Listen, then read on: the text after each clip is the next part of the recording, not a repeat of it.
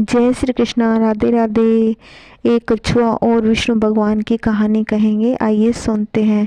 एक कछुआ भगवान विष्णु का बड़ा अनन्य भक्त था। एक बार गंगा सागर स्नान को आए कुछ ऋषियों के मुँह से उसने श्री हरि के चरणों की महिमा सुनी। कछुए के मन में प्रभु चरणों के दर्शन की तीव्र इच्छा हुई। उसने ऋषियों से पूछा कि उसे प्रभु चरणों के दर्शन कैसे हो सकते हैं।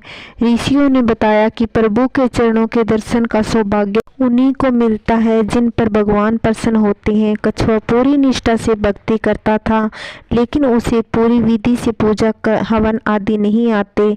इसलिए उसे लगा कि उसकी भक्ति तो पूरी नहीं है, लेकिन जंतु रूप में तो श्री हरि ने ही भेजा है, इसमें मेरी क्या गलती है।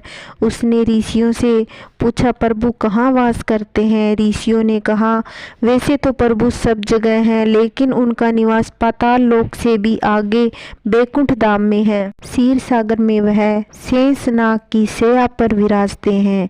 कछुआ चल पड़ा श्री हरि के धाम। एक तो बेचारा ठहरा कछुआ कछुए की चाल से ही चल पड़ा। चलते चलते चलते चलते सागर तट तक भी पहुंच ही गया। फिर तैरने लगा।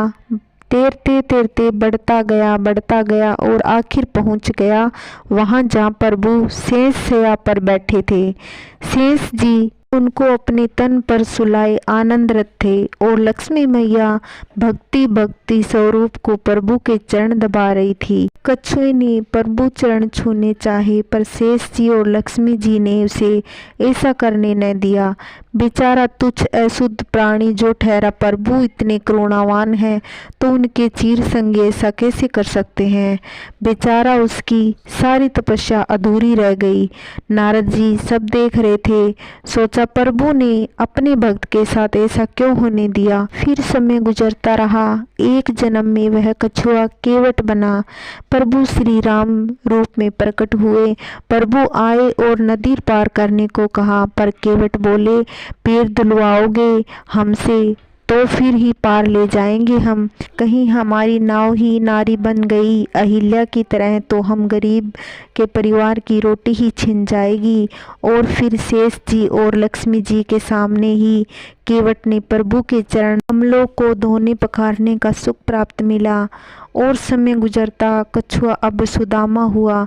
प्रभु कान्हा बने, मैया बनी रुक्मणी और शेष जी बलदाऊ रूप में आए। दिन गुजरते रहे और एक दिन सुदामा बना वह नन्हा कछुआ प्रभु से मिलने आया। धूल दूषित पैर, कांटे लगे बहता खून, कीचड़ सने और क्या हुआ। प्रभु ने अपने हाथों अपने सुदामा के पैर धोए। रुक्मणी जल ले आई और बलदाऊ भी वहीं बाल सखाओं के प्रेम को देख आंखों से प्रेम अश्रु बरसाते खड़े रहे। हरि अनंत, हरि कथा हरि अनंत। जय श्री कृष्णा, राधे राधे।